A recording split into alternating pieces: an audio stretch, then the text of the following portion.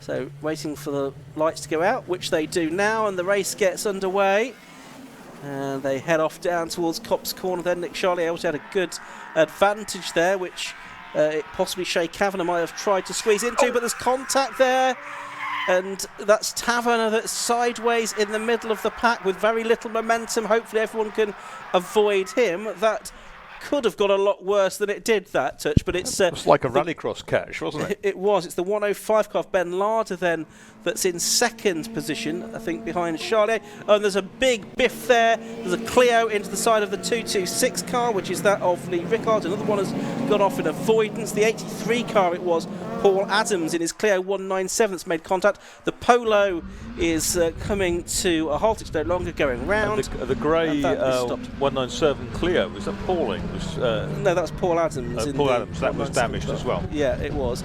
So a few incidents on the opening lap of the race. We've got the safety car out as a result of that, because there's cars to be cleared. There we can see what's going on within Class C, but Joshua Hilton looks to be ahead in the sort of white BMW compact at the head of that group. We've got some cars going side by side, but they'll be confronted by the yellow flag. The safety car's not going to be able to pick them up at the end of this opening lap, because it's still making its way down to position. Joshua Hilton made his way up to 7th on the opening lap. Paul Warren up to 9th, both making up a considerable number of places on the opening lap of the race. And from the back of the grid, Matt Wilkins went from 35th to 15th, making up 20 places. Hopefully all done before the yellow flags came out, but we're under yellow flag order here. I don't think the safety car will have picked up the leader. There's the 43 car, which is Chris Woods in his Citroen C2, which has been delayed on the opening lap. And as you can see, yellow flags waving. It's Nick Charlier then that's controlling the pace. Still trying to keep some heat in his tyres by the looks of it, down the Wellington Straight and into Brooklands Corner. He's yet to see the safety car, which hopefully he'll see at the end of this second lap. Lewis Barker, it was second, Mo Ben Larder third, Shea Kavanagh fourth, as the Andrews Polo, Mark Andrews today in the 111 Polo, is stranded at the side of the circuit.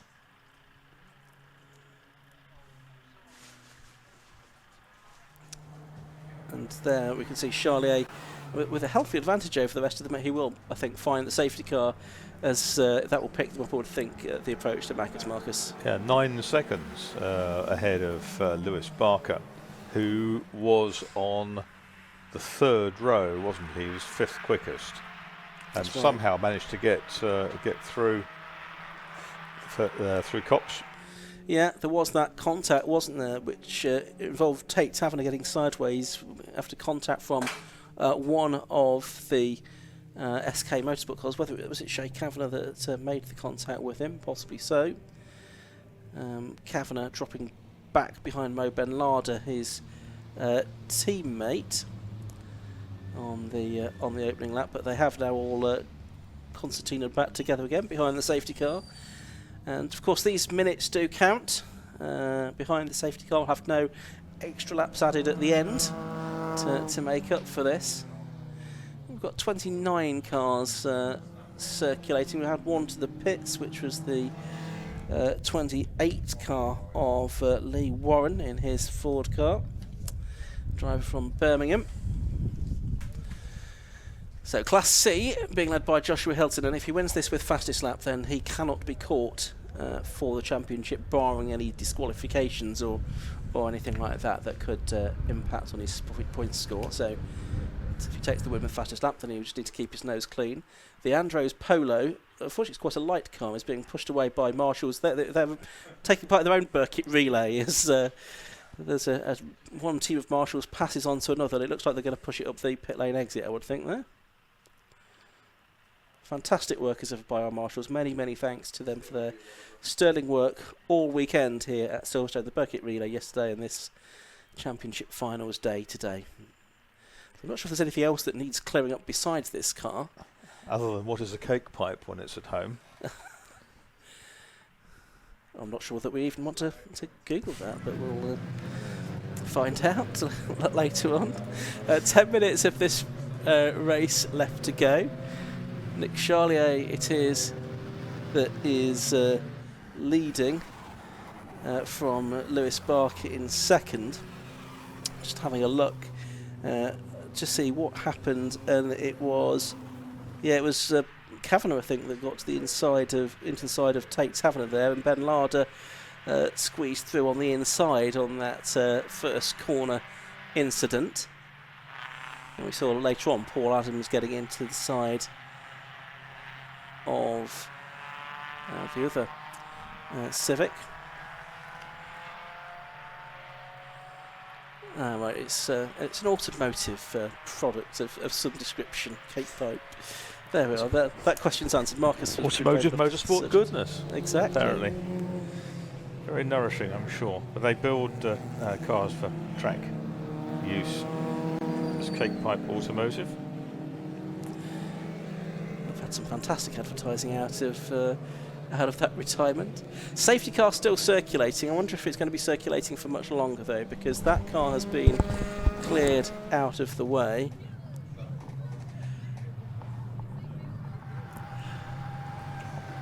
And with 8 3/4 minutes left to go, it is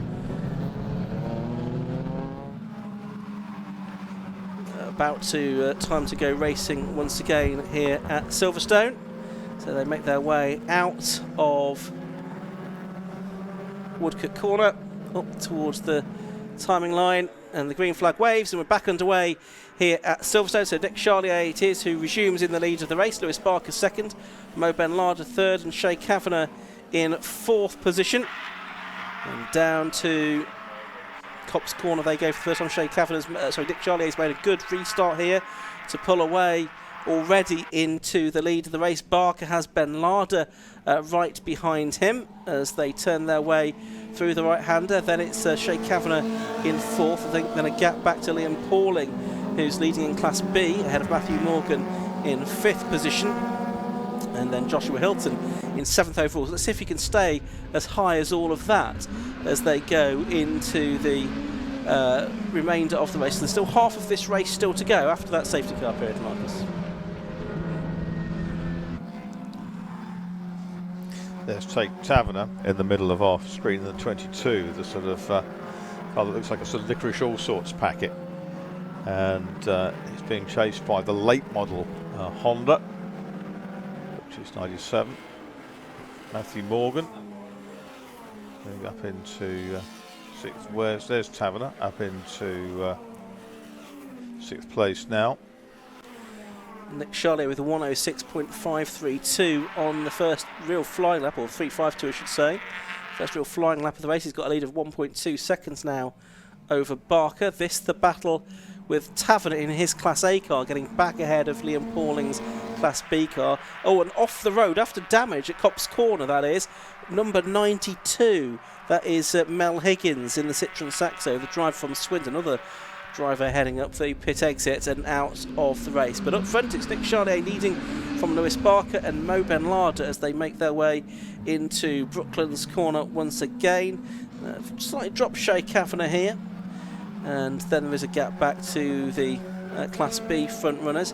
Matt Wilkins, by the way, has made his way up to 11th place now from the back of the grid. He'll be up into the top 10 before the end, as we're looking now at Scott Parkin in the not one of the first, it's only the fourth, I think, of the Suzuki Swift, and is about to be passed by the 43 car of Chris Woods. It's Adam Blair, the best of the Swifts at the moment. Yeah, 5 of those Swifts all running really close together, and yes, Wilkins from the back of the grid in the 84 up into the top 10 now, which is a great effort. Engine change having been effected on that car since this morning. And there is the 43 car of Woods, who was in strife earlier on, getting past the 177 car of Matt Allen. That was the car that was built yesterday by 4040 Racing Squad. Great effort from them. Here's Lee Rickon now. He's got that dent in the door where Paul Adams clonked into the side of him at this part of the circuit on the opening lap of the race. He's ahead of the number 19 car of Dan Rosen, another E36 compact. Rickard, though, just unlapping himself at this stage of the race from some of these cars, having lost time in that instant on the opening lap. So Down the Wellington Straight they come, battles down the order. And the Corrado involved there of Stuart Kennedy, the number 13 car. And that's, I think, Luke Emmons that was involved in the battle with him. Charlier's doing another fastest lap of the race. A 1:05.973 now, as we see Joshua Hilton going over the line. There he is, number 50. If he stays out in front, and I think he's got the fastest lap within that class, has he? Yes, he has, a 1:10.039, about a second and a half quicker than anyone else in that class, I think. Then it looks like he's going to be on for the championship in this race. Yeah, Tate Taverner recovered to 4th place now, and he qualified in P3. Whether he can get that back or not remains to be seen. It's a great drive from Joshua Hilton, this, because he's still there in 10th place. He's been losing positions to cars from the faster classes, and the next car on track now is Paul Warren, who's in his class but nearly 6.5 seconds behind him at this stage of the race. Here's Matt Wilkins then, up from the back of the grid in the number 84 car, and he is now with the 161 car of Matthew Morgan. So this is for 7th and 8th place, and it looks like it's going to change around. Yeah, it is, and a great effort by Matt Wilkins' team to get the car out into the race. There it is, the blue Honda EP3. And he shows no signs of slowing down. He's got a couple more in his sights.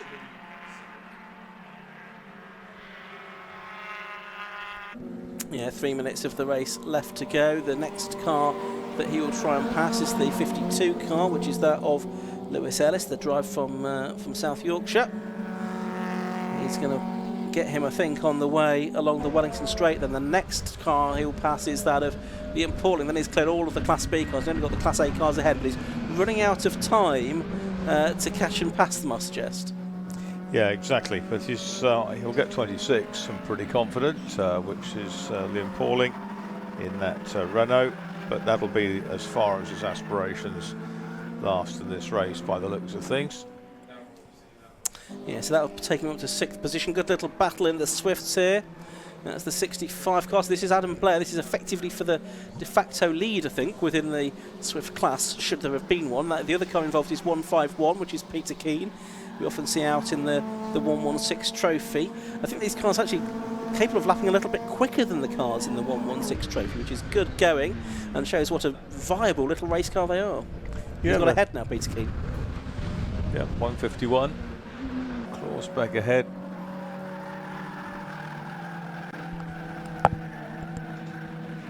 We'll try and find out which tyres they're all using, because I say they're all experimental at the moment. Having a good battle on whatever tyres they're on, and it just means there's a bit of spread of lap time. Of course, there's just been we are getting into traffic now. Had we got a full race without the safety car, we'd probably have had the cars at the back being lapped twice by the lead. It's probably only going to be once now, I'd think, with the time spent behind the safety car. There's only a minute and a half of the race left to go. This little slipstreamer is going to go all the way with more Suzukis in there behind. A couple more of the maroon coloured Suzukis. But Charlier 2 seconds to the good in the 46 car. And this is the battle for second. Barker and Ben Lards are coming up behind them. Charlier, the race leader, has cleared them now. He's going to have one more lap to go at the end of this. It's still Tate Taverner in 4th place. Shay Kavanagh a bit further back in 5th. Here's the battle for second into Brooklands for the penultimate time. There's Barker trying to hang on to that second place under renewed attack from Mo Benlada.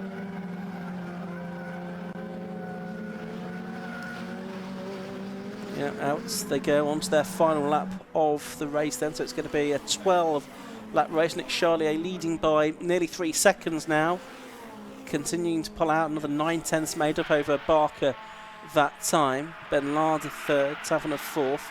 Kavanagh yet to come across the line in 5th position, which he does now. Wilkins is 6th. Wilkins on that lap was 2.5 seconds faster than Kavanagh nearly, and he's 1.3 seconds behind, so we could have a change for 5th. A heroic effort from Matt Wilkins from the back of the grid.